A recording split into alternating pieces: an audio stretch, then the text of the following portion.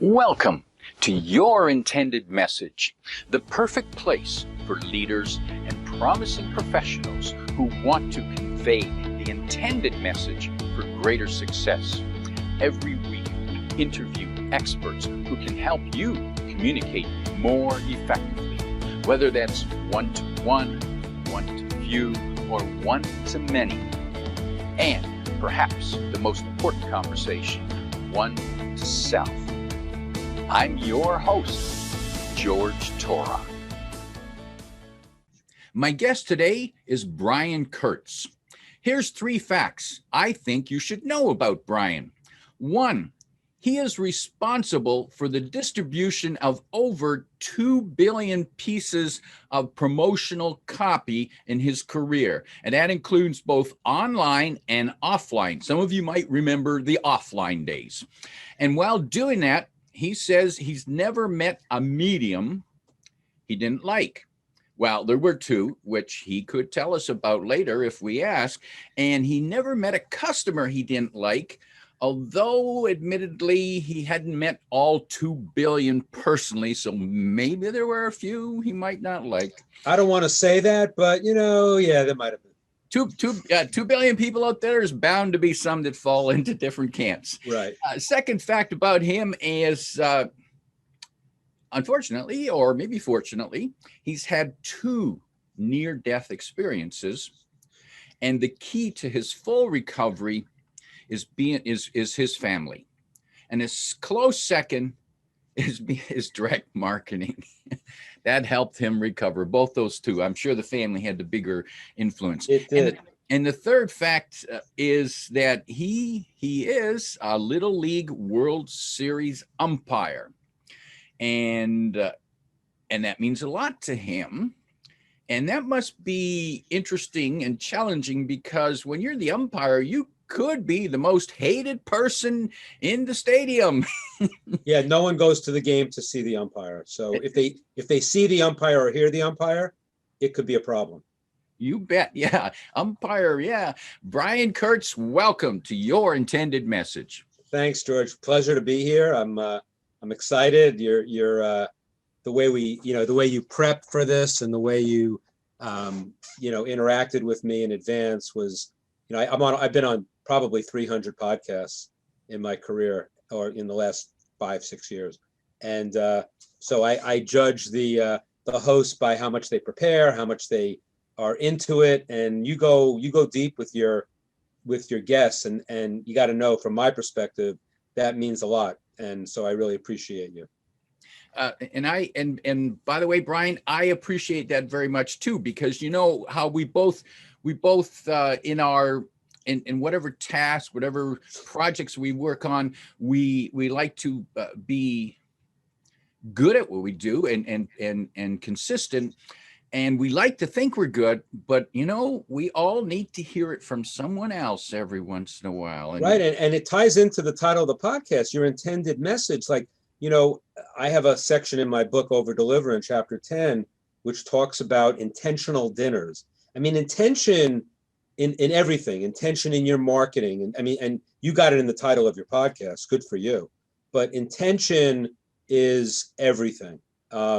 If you're intending to sell, you're intending to deliver content, you're intending to service somebody in some way, intention is everything. And then how you prepare for that intention. There was a book long ago somebody wrote called Dare to Prepare, and it was written by a lawyer that I knew.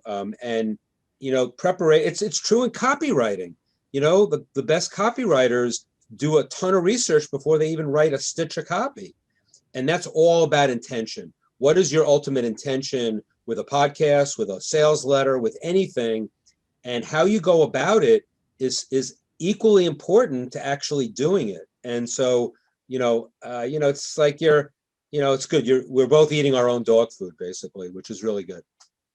Now, it's interesting you talk about intention. When you were early in your career writing marketing copy for the newsletter Boardroom Reports, and which I was looking around because I know I had some I keep things like that Yeah. because it had practical tips. I read a Right. lot. That was the whole purpose of the boardroom newsletters. The big newsletter was Bottom Line Personal. That was the consumer newsletter.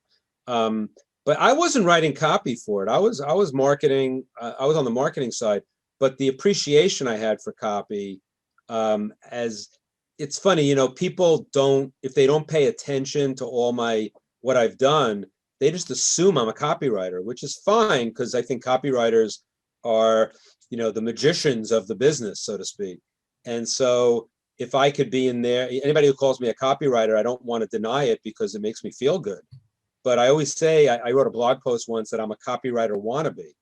And and people like called me out on it on my list. They said, what are you talking about? You're writing with all these things that you do in terms of weaving a story into maybe a sales message, but not a hard sale.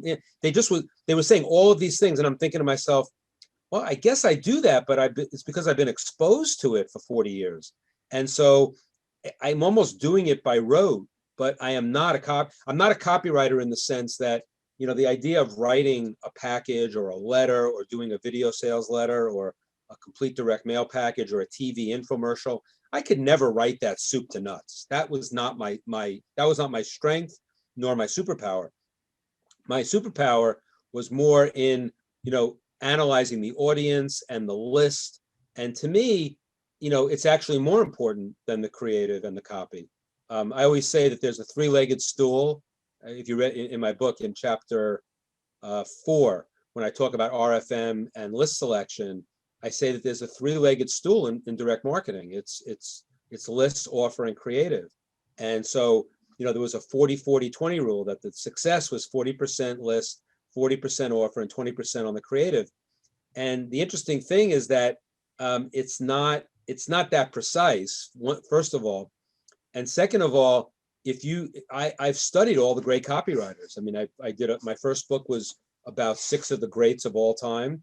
And I work with the greats of copywriting because I'm not one, and I want to be like them in a way.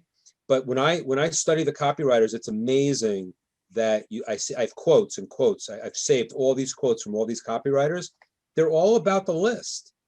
It's not about their copy. They say, the classic is Gary Halbert, and he said, it's not about the brilliant. It's not the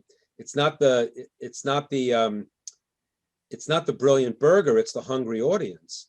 And Gene Schwartz would say things like, it's not, the copywriter's job is not to create desire. The desire is already in the marketplace. The copywriter's job is to kind of channel it and bring it, into focus. And that's a very important distinction. And so and then I say in a jaded way, the copywriters knew that the list was most important because they knew if they're writing to a list that was targeted, made their job a whole lot easier, because you can't write great copy to an audience that doesn't want your product. You get 0 orders out of that. And that's why, it's really important to match, the list or the audience with the message. And that's why you have, the best marketers have different copy for different segments of their list, because, I got to tell you, simply put, lists are people too. And it's not just names on a piece of paper. And if you can dissect them and segment them in different ways, that's how you talk to them. You talk to them in at least buckets, if not individuals. Brian, you disdain or avoid the label of being called a copywriter. If someone were to put a label on you, what label could you live with? A few. I could live with nice guy. I could live with good umpire. But I guess I would live with something like that. I'm a serial direct marketer. And the reason why I like that, because people talk about being serial entrepreneurs and serial founders and serial investors. And I don't know too many people who would say they're a serial direct marketer. And what that means to me is that it means that I'm a slave to measurability. I'm a slave to accountability. I'm a slave to responsibility in my marketing, because everything I buy in marketing, every media that I said I've never met a medium I didn't like, but you've got to buy the right media, and then you got to get results and say, is it the right media? And so, the fight, to say I'm a serial advertiser I'd have disdain for that too, or if I was a serial, public relations person or a serial publicity person, that would make me, hate to say it, but it would be like, blasphemy to me, because there's no ROI in those kinds of advertising. There's no measurability. And that's why being a serial direct marketer, it's funny that I talk about this because I was an English major in college. So I am not a math guy, I'm not a statistics guy, but I was a slave to my numbers. I have a quote on my wall here. I have different quotes from people that I took out of my office at Boardroom. And one of them is from Dick Benson. Dick Benson was one of the smartest guys who ever lived in the area of direct mail. He didn't really exist in the internet world, but I learned everything about direct mail from Dick Benson. And he had a quote, and I have it on my wall: "You have to believe your numbers." And what he's saying there, it doesn't sound that deep, but it really is, because, he used to say you have to believe your numbers because they're all you got. And so if you have two tests, I mean, just as simple as this, you have an A/B split of two creative tests, and you have to know what the numbers are, which one's the winner, are the numbers statistically significant? I mean, all those things. I mean, and yet I was an English major. I hated math. I hated statistics. And my whole career has been all about being obsessed with the numbers. Now, I had someone else do the numbers for me. I wasn't doing this. I wasn't a spreadsheet jockey, but I was interested in what the spreadsheet showed. I could read a mail plan better than anybody. I could read a spreadsheet of results of a campaign, online or offline, better than anybody. I knew what data I wanted to see. So having somebody always at my side during my years at Boardroom, and even now, having somebody who can get me the data, talk about a dashboard. I want my dashboard with those numbers so I can assess all the data that I'm doing in my business all the time, just like I did at Boardroom and like I do now. Is this working? Is it not working? Long answer to your question, but I would say serial direct marketer would do the trick for me. The other one that I would say that would be one that I'd like would be, because people have called me a guru, and I'm not a guru. I hate that term. But people who have called me an OG, an original gangster, I like that, because that tells me that they're not just because it sounds cool, but they're basically saying if I'm an original gangster, it's saying that what I know from the past that's applicable to the present and the future is bedrock fundamentals that stand the test of time. I mean, chapter 2 of Overdeliver, my book, is basically the title of the chapter is the importance of original source, like where babies come from, not for nostalgia, but to know if you know where it came from and the origins, you can actually adapt it way better in any funnel, anything online, anything that's state of the art today, if you really understand that deeply. Chapter 3 of the book is how paying postage made me a better marketer. I don't like to be dubbed a direct mail guy, but I grew up in direct mail, and I made a transition. I think I'm a bridge from that world to today's world, where most of the people who I grew up with in direct mail didn't make that transition. I did, and I'm still in that transition. I'm still a student all the time. But the more important thing is that, it's really important to really understand that being from direct mail, I just happened to fall into it.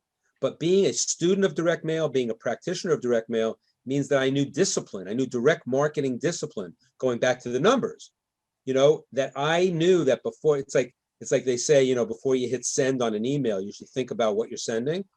We had to in direct mail. We're paying postage, printing to the tune of $500 to $1,000 a thousand. I'm not going to putz around with, hitting send on a 3 million name direct mail campaign ain't the same as sending out 3 million emails. Now, the reason why I have that chapter, why paying postage made me a better marketer, is that I still use the same discipline when I send out email. When I send out my email every week, I have a blog that I send out every week to 15,000 people. When I hit send on that blog post, I have the same mentality and discipline that I had when we gave the letter shop, the guys who were sending out our direct mail, We gave them instructions to say, the mail is good to go. Send out 4 million pieces. It's the same thing. Because and the difference is that people who are all email all the time, which is fine. I'm not saying it's bad, but anybody who's email all the time would say, well, I sent out an email. I got no response. I got no feedback, but it's okay because I'll just send out another one. Well, it's not okay because you want to explore what you did. Now, in direct mail, you'll know because you spent all this money on the direct mail campaign. And if you don't make some of that money back, you'll know that you failed in some way. In email, you say, oh, it's not a big deal. I didn't fail because you don't think it's an epic fail if you don't get any response or any engagement with your list after you email it. I say poo to that. I say that every time you communicate, everything that you send out in email, it's like in direct mail, everything had to be somewhat selling something because you're spending so much. In email, it may not be a revenue event, but it's got to be a relationship event. It's got to be you got to accomplish something with everything you send. And if you're just throwing emails out to people, hoping that they'll respond, I think that's a recipe for disaster. It's like if you look at retail direct mail, I was on the Banana Republic list, for instance, because I bought some pants from them, and I got an email like every single day with the same thing. 40% sale, 50% sale, 30% sale. Who the hell can keep track of all that? And the fact that they're bombarding you with the same messaging all the time that led to a quick unsubscribe on the one hand, but on the other hand, it's like, you're not giving me any value. It's this kind of marketing that says, well, a broken clock is right twice a day. They figure like if they keep sending that same message, at some point I'll be ready to buy pants again and I'll take them up on the sale. There's nothing in each message that differentiates it from another message. So that's the mistake a lot of people online make, in that because it's cheap, they think they can just do anything. And I think it's a mistake to do that. So Brian, is it fair to say that the lessons that you learned in sending out real mail with postage, because there's real cost to doing that, and which means that when you make a mistake, there's a cost, that those lessons help you be a better email website marketer, because that you still, even though there's not the dollar cost, there's the time cost and perhaps the relationship damage. Absolutely. You said it perfectly. And the thing I would just add on to that, the relationship damage, you don't know it right away. That's the problem. I told a story in my book about a guy who had a big email list, and he would email them every day with a tip of the day, a thought of the day. And it was a very woo-woo kind of audience. It was personal development. It was just a heartfelt email every day about like his, how you're gonna live your life today, like and to the fullest. And then he started taking on affiliates of people like selling stuff to this list, but stuff that was congruent. He sold a yoga offer, a meditation offer, other personal development offers, a book, whatever. And no unsubscribes, no damage. People were saying great, and he would make some money on it, and that was great. Then one day he said, oh, my audience, they're probably very self-sufficient. And he got an offer from a guy to do an offer for real estate investing. Now, automatically you say, real estate investing and personal development and yoga and meditation, what's the connection? He made a connection in his mind that said, they're self-sufficient, they probably aren't making a lot of money, made a supposition there, and that this would be a way to them to supplement their income. Well, bad idea, because he went out with a real estate investing offer and he got like 30% of his list unsubscribed. He had spent all this time developing that relationship. That's why you have to look at your list, not as names. Lists are people too. You have to look at them as an online family. And you wouldn't want to abuse your family. Maybe some people would, but that's not the rule of thumb. So why would you want to abuse your family? And so that's the thing. It's always the theory that says, I don't want to send out an email that I wouldn't send to my mother. Well, unfortunately, my mother's 95. She has no idea what I do. So that's irrelevant for me. But it's this concept. It's the concept. And you said it. It was relationship. And you don't know the damage you're doing. Now, he did know the damage because 30% of his list unsubscribed. So boo-boo, right? Big boo-boo. And he had spent so many years cultivating that list, being one with them, being intentional with them, using the topic of this podcast. So you don't want to you can blow that in a heartbeat, and so that is critical. So yes, I think you can have that discipline and not had my career. Serious, clearly you don't have to have been in direct mail, but I think the direct mail has really helped me a lot.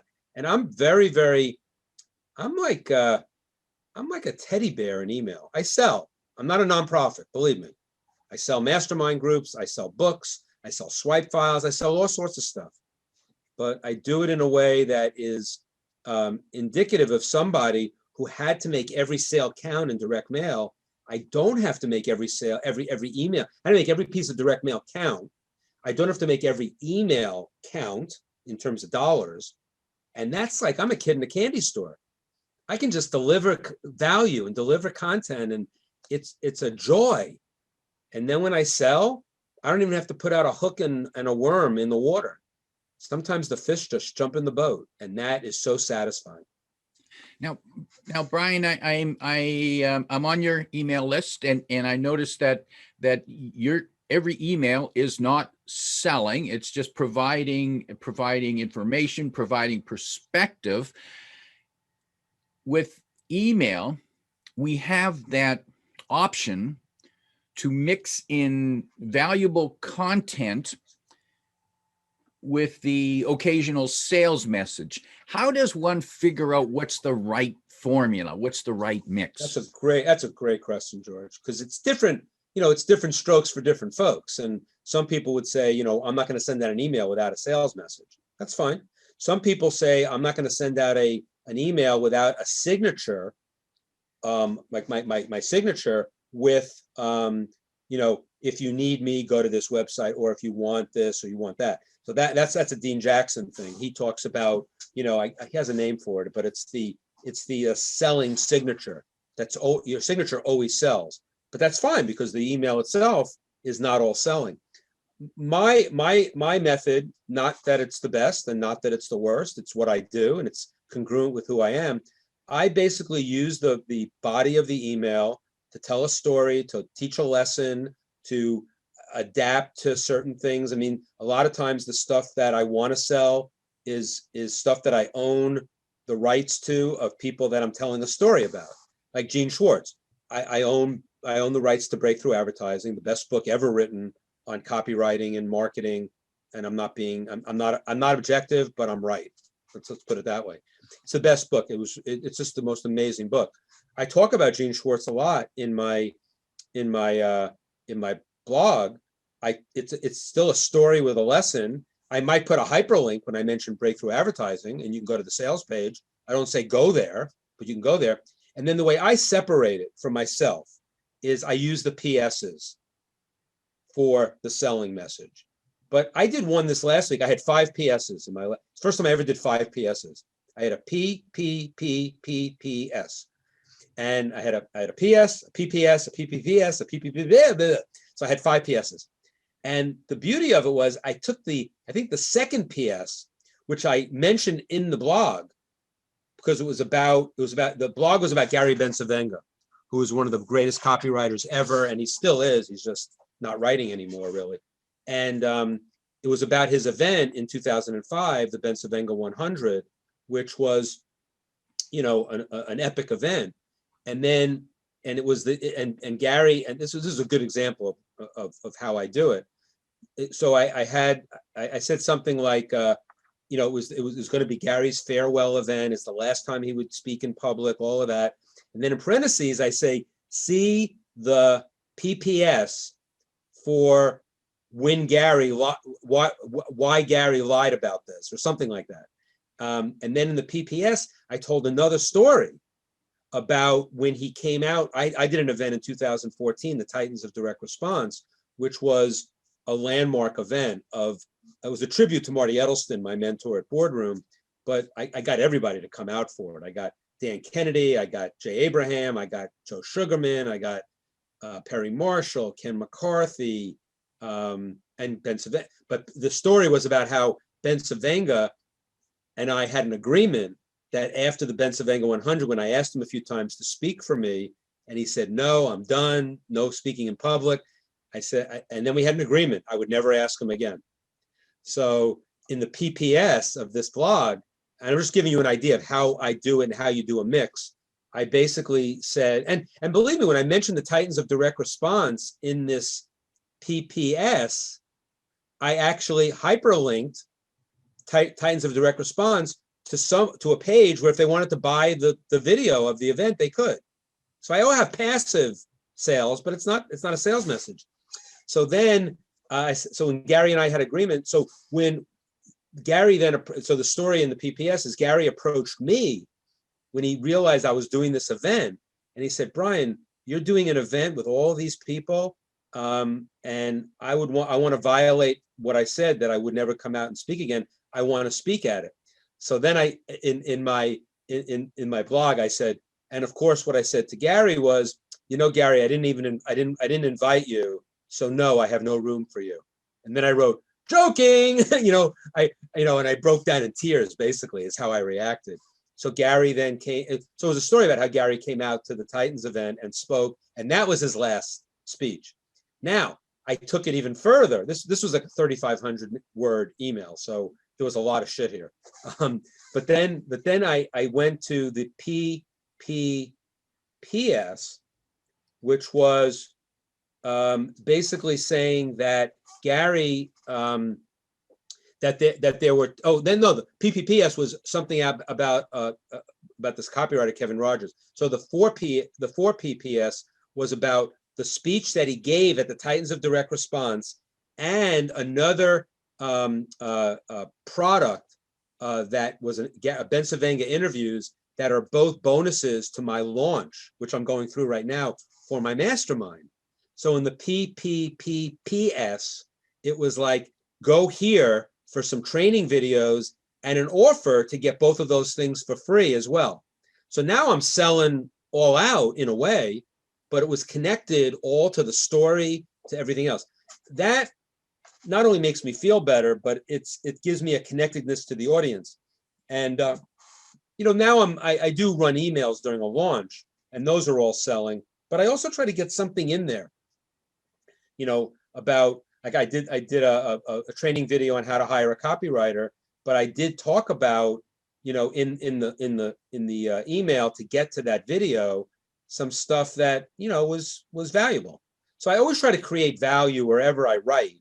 But again, answering your question in a very long-winded way, as I usually do, it's for me, it's the newsletter, it's the blog, which is not sales, and the PS, which is sales. And there's subtle selling in the blog with links, and in the PS, there's actually additional content that's not selling sometimes as well. So it's a mix, which is different than a lot of marketers. I mean, I'm on a lot of marketers' lists, and I don't know, and they do content.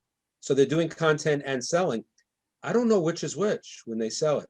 So I want my audience, when they open my email on Sunday morning, to know that it's basically content all the time. And that keeps my open rates up too. I mean, my open rates, not that open rates is not the key metric for email, but you can't do anything if it doesn't get open. So, I'm opening at total open some weeks, because I mail it twice. I mail my email on Sunday morning, and then I mail the same email on Friday morning to the people who didn't open on Sunday with a different subject line. So all of that in a week. And those two emails combined with multiple clicks and multiple people opening more than once, I sometimes get as high as 50% total open rate. Unique opens, I always get close to 40. And that's pretty good. And because they know what they're expecting if they open it, that it's not going to be a blaring sales message every week. It's going to be I'll be selling stuff, but also it's consistent. Going back to the guy who wasn't congruent with his audience, selling the real estate investing. The stuff I'm selling is all congruent. It's my training. It's my mastermind, which is all training and coaching. It's the books, the direct marketing classic books. It's direct marketing classic swipe files. So it's all congruent to what I do. And if I ever do someone else's offer, everybody knows on my list, I don't take an affiliate commission. I either donate the affiliate commissions to charity, or I give it back to them. So that, for instance, I have a Titans Accelerator mastermind, which is a virtual mastermind. There'll be over 300 people in it after the end of the year. And so I had an offer for somebody's copywriting program, which I believed in. I said, if you buy this program from him, I'm not going to take a commission, but I'll take that, what you spent, and put it against your renewal of the mastermind. So like the mastermind at that time was $1,500 a year. They paid $500 for this because I believed in it. The guy is a good friend of mine. He's in my high-end mastermind, and I wanted to sell his product, but I didn't want to collect a commission. So I had like 15 or 19 people buy it at $500, and all those people are renewing now, and they're all renewing at $1,000 a year instead of $1,500. That's ways that you can incorporate, and incorporating charity is a great way to do it. I have a charity of choice, which is Charity Water, which is an amazing charity. They have an offer called the Spring, where you sign up for a $40 a month subscription charity. And basically Charity Water is all about providing clean water for everyone on the planet. That's their mission. And so, you can't do anything without water. It's sort of like, without water, you will not be a good marketer, among other things, right? So it ties in very much to my mission. And so I did a mailing that was, you could say it's a selling email, but in the PS, I talked all about Charity Water. I talked all about how I'm committed to it, that I donate $120 a month, which takes care of gives 3 people water for a year. In 1 month, you give 3 people water for a year. $40 a month gives 1 person water for a year. And so I basically said, you donate to the Spring $40 a month, come back to me, and I will, again, work a discount on your renewal of this, or you can take a discount of whatever of a few $100s, because $40 a month is $480 a year. So I think I gave them like a $200 discount on anything that I sell for donating that. I'm not getting the donation, but I'm using the donation to give them a discount. So I'm doubling up on the discount. And that, it's not only hasn't it worked, I mean, it's worked, so that's a good reason to do it, but it feels so good. And that's my intention, Now that's interesting. Your intention is that it feels good. So that raises the question, how much of your marketing, again, here's another mix question. What's the mix between logic and emotion? I'm not bad at tying into people. I'm not a copywriter again, but because I've seen every copywriter do it. I'm pretty good at getting into people's emotion. I had a guy recently who wasn't going to renew his membership in Titans Accelerator, and I wasn't going to push him. I was going to, respect that. But I basically went to him and we got into a little email, and he said, yeah, this guy who's another member of Titans Accelerator has changed my business. I've hired him as a consultant. So then I just went back. It was logical and emotional. I just sent him an email back, and I said, I have a curious question for you. The guy that he's working with, did you meet him in Titans Accelerator? And he said, yeah. I said, because he was saying that he wasn't getting a lot out of the group. He wasn't getting, he didn't feel like he was participating enough, or he wasn't getting value from it, or a return on investment. And now, I've got a logical and an emotional argument for him, because I said, you know what? You have to think about the first domino. You might not think you're getting a return on investment, but if you met this guy in the group, you never would have met him had you not been in the group. Then you take that domino and you've got a line of dominoes of things, and you just push him down. Now you've got he redid your website. He redid your email campaign. He redid your marketing. Wait, are you originating that to being a member in Titan's Accelerator? Or are you just saying it happened by magic because you're a magician? And so, I mean, he that one worked. I mean, that he did come back and say, yeah, I'm stupid. I wasn't trying to make him stupid, but clearly he's stupid in a way, because he got value that was far beyond a typical measurement that said, I spent $1,500 on this virtual mastermind. I didn't get $1,500 worth of I didn't get $1,500 worth of value. Well, no, you probably got like $30,000 or $50,000 or $100,000 worth of value. But that's the emotion and the logic coming in, and it's a I don't do it all the time, but I feel like it's my job to do it, because there are so many young entrepreneurs who just, I'm not going to say they don't get it, because that sounds like I get it, and I don't get it all the time either, but they don't get what it is to be like a human in the B2B marketplace, basically. To be a human in the B2B marketplace requires so much more than just figuring out, how much did I spend? How much money did I make? Does it work? Doesn't work? Those are all direct marketing things, and that's all logical. But you've got to get down deep with your audience. You've got to know your audience. You've got to really be one with them. That's why I call my list my online family. I encourage. I don't just try to ignore. I don't just ignore them with automated funnels and autoresponder emails. I go out of my way to engage with them. Imagine that. I mean, and it costs me, believe me, it costs me in having 100 emails in my inbox. But again, what are we in this for? If you're in it just to make money, then you wouldn't do that. And in fact, I know a lot of gurus, and I'm not a guru, I'm an OG, but I know a lot of gurus who tell me if they saw what I do every day with my email, they would say I'm a moron, basically. They would say, why are you spending so much time on email engaging with your list? And I say, I'm just hanging out with my online family, but different perspective.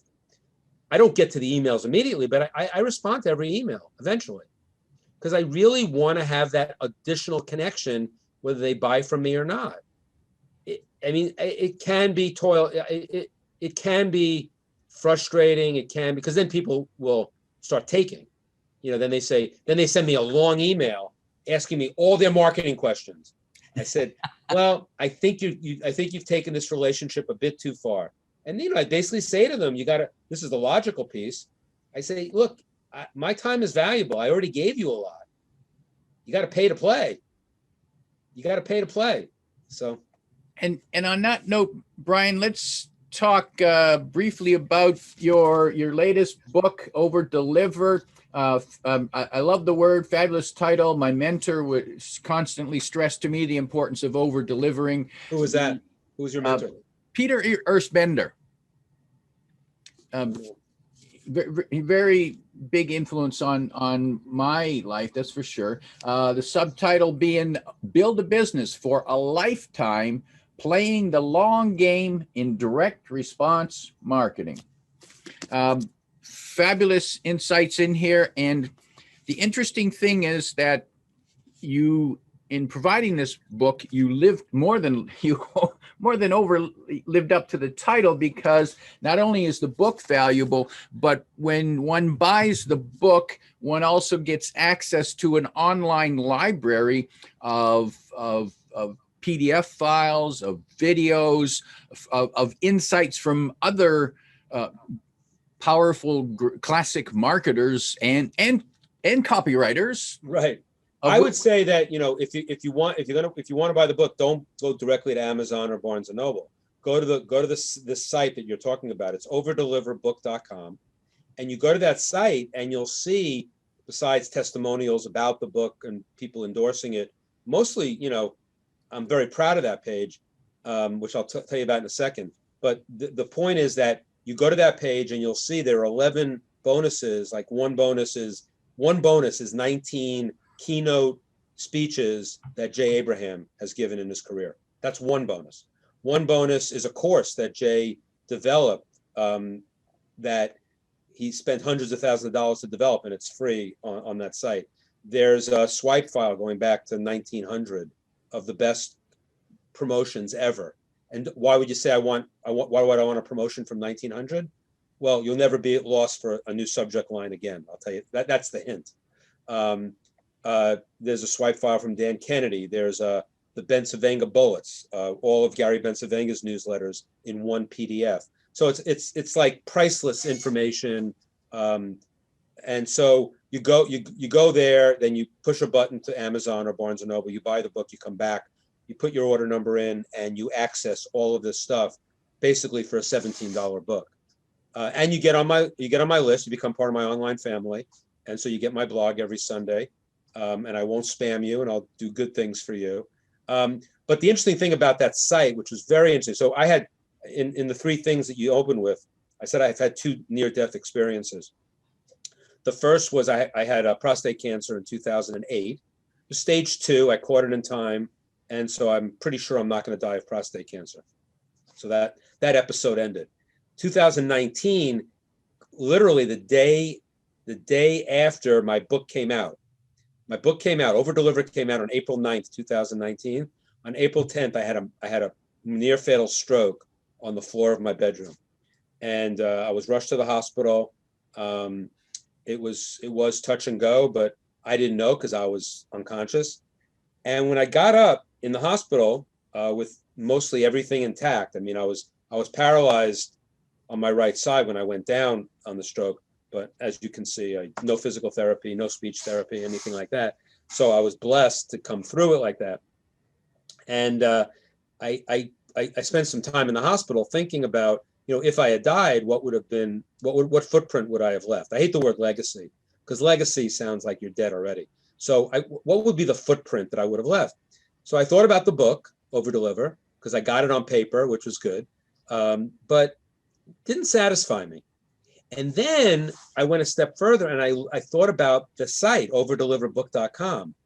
And that was a much more important footprint for me. Why?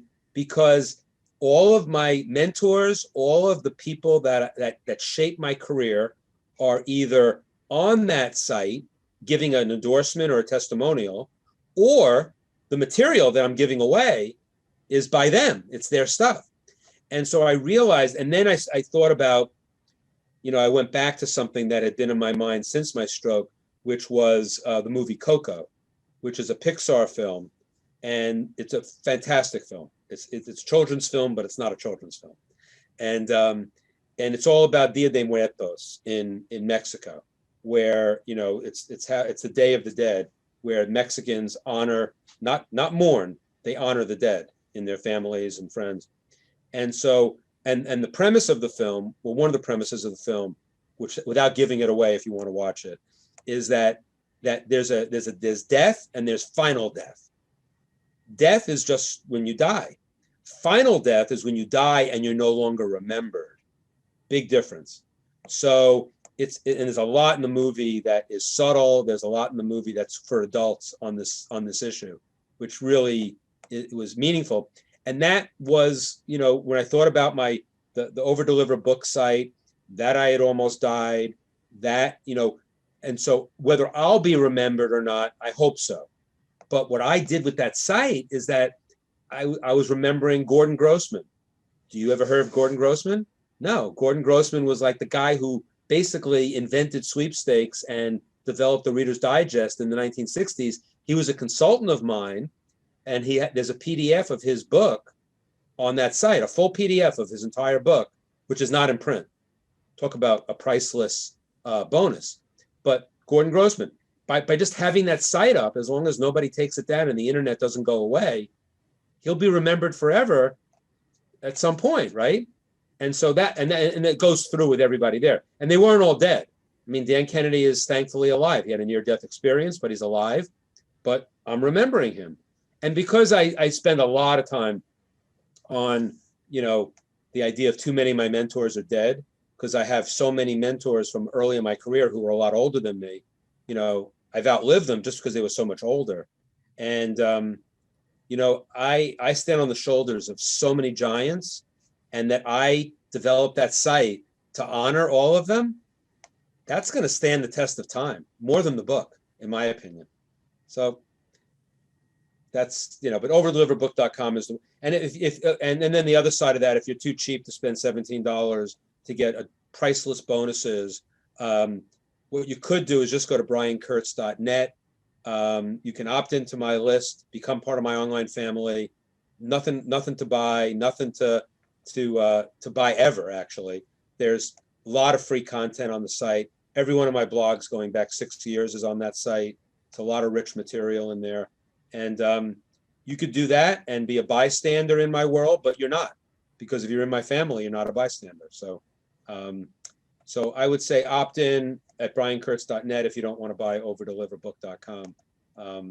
But I suggest you buy the book just for the bonuses. In fact, buy the book, access all the bonuses, and when the book comes, throw it out.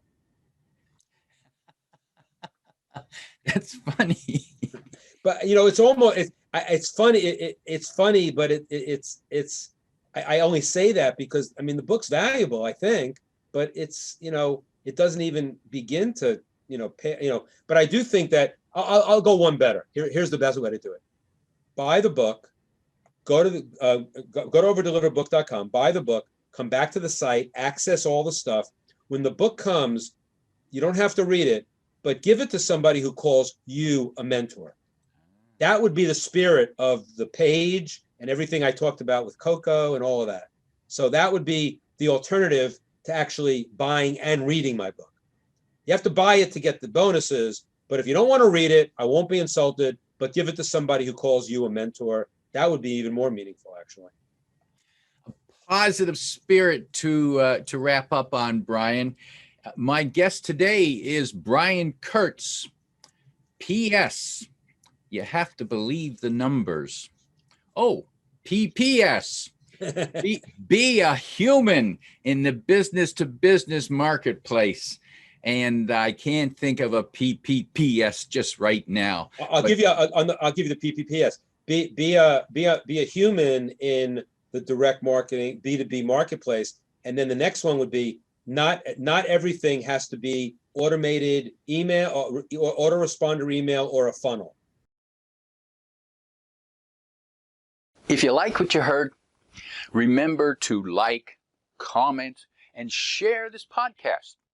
Come back every week for more practical insights to help you convey your intended message. I'm your host, George Torok.